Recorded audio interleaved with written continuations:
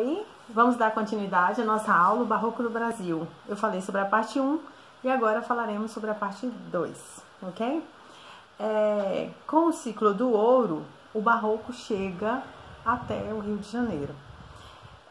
Até o princípio do século XVIII, o Rio de Janeiro era uma cidade sem grande expressão econômica e cultural, embora já possuísse construções como o Mosteiro de São Bento e o Convento de Santo Antônio. Mas não tinha assim, essa relevância que tem hoje, né? E também tinha o Colégio dos Jesuítas. E foi a partir do século XVIII, com os trabalhos de extração de ouro em Minas Gerais e Rio de Janeiro. O Rio de Janeiro acaba sendo... A extração de ouro era em Minas, tá, gente? E aí, por causa dessa extração de ouro, o Rio de Janeiro acaba se transformando... porque ele era o receptor, né? Ele era o porto que intercambiava comercialmente entre Minas Gerais e Portugal. Era por lá que se fazia a rota. Então, esse fato foi determinante para o desenvolvimento da cidade. Então, ó, carioca, né? Tem que ter uma gratidãozinha aí aos mineiros na cidade de Minas.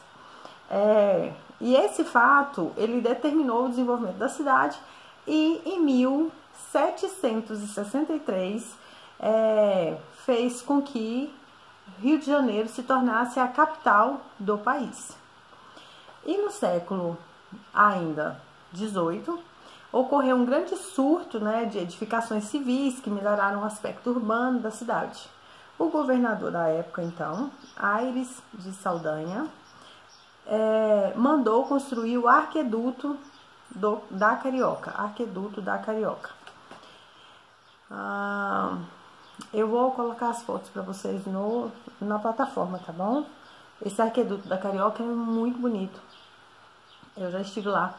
É belíssimo. É lindo mesmo. Localizada no bairro da Lapa, região central do Rio de Janeiro. Essa construção é hoje usada como via para os bondinhos do tradicional bairro da Santa Teresa e é famoso por causa dos arcos, né? São arcos enormes, sempre brancos. No dia que eu fui até com o Paulo Ricardo e com o professor Fábio Júnior. E o Fred também estava, eu acho. E foi na viagem do Acess que nós fomos lá. Na verdade, sim, não foi aquela experiência, né? Fede bastante xixi, porque a galera faz xixi mesmo. Aí você não pode nem contemplar direito, porque tem aquele tanto de gente assim, que você fica com medinho, sabe? Você não sabe se... Ui, ai. Então, mas realmente é muito bonito. É muito bonito. E foi construído, ó, há muito tempo atrás.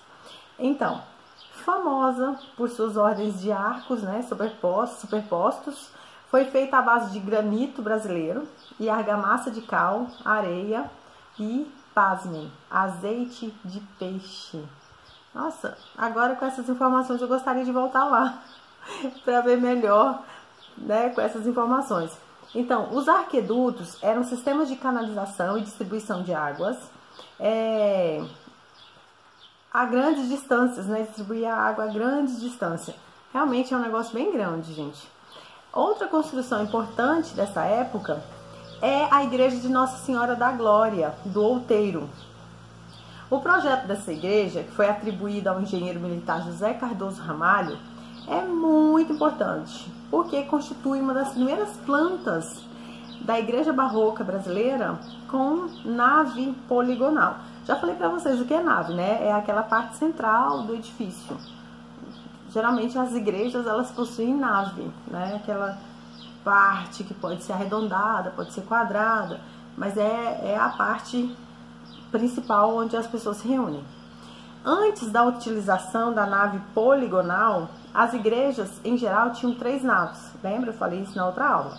Uma central e 2 laterais, ou apenas uma nave, só uma. A depender do tamanho, né?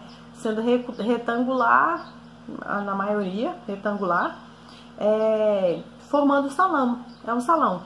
Imagina você entrando numa igreja tradicional dessas que barrocas. Elas são retangulares, geralmente.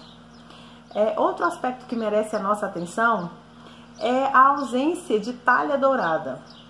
Internamente, a beleza dessas igrejas reside na harmoniosa combinação das paredes brancas e adornadas com pilastras de pedras. Paredes brancas com pilastras de pedras. É relevante também mencionar que a Igreja da Ordem Terceira de São Francisco, localizada no Largo da Carioca, teve a sua construção iniciada ainda no século XVII, há long time ago, concluída apenas em 1773.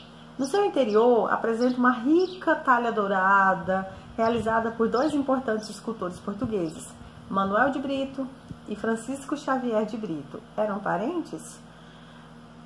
Provavelmente. Certo. Além dos dois artistas portugueses, a escultura do Rio de Janeiro no século XVIII teve outro grande expoente. Foi o mestre Valentim, que nasceu em 1750 e morreu em 1813. E foi considerado um escultor tão importante quanto Aleijadinho. As obras que mestre Valentim fez para algumas praças e jardins permitem classificá-lo como um importante paisagista daquela época, né, gente?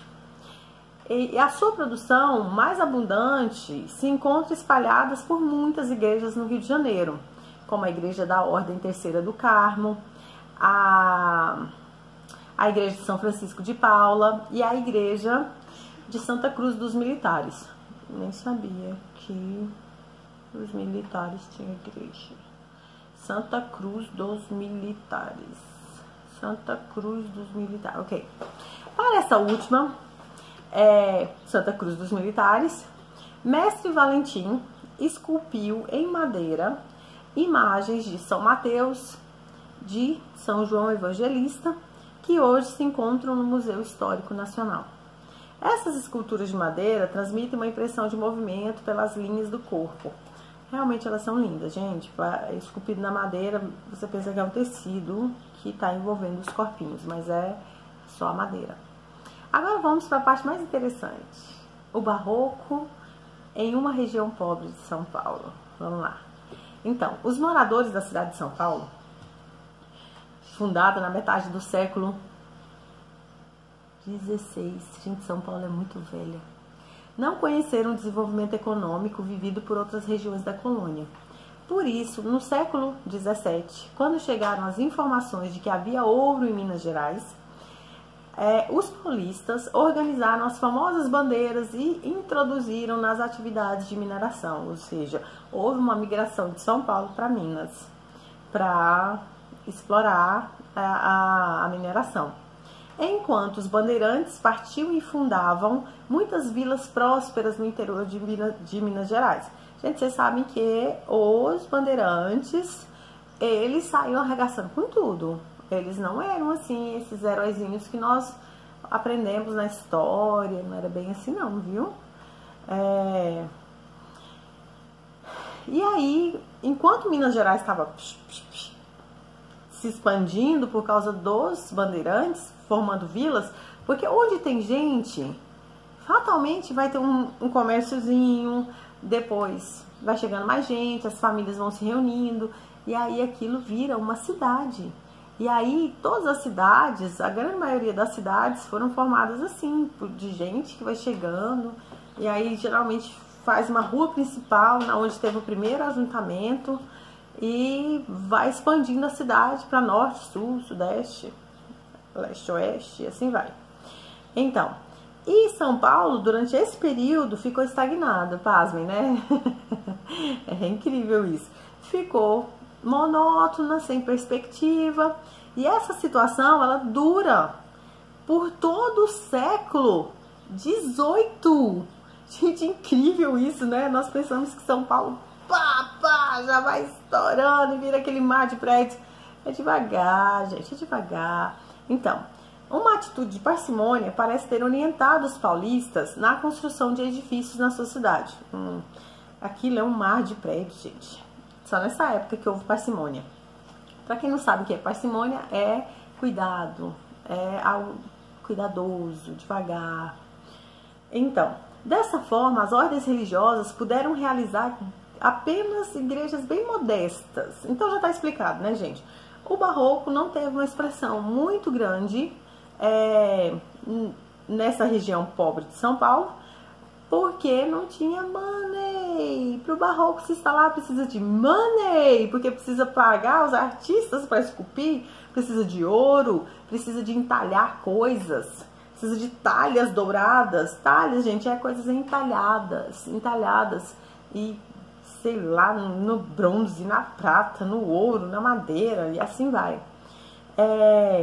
Então, as ordens religiosas tiveram que fazer igrejas bem modestas, barrocas, porém modestas, pois o povo paulista não colaborou financeiramente para as construções.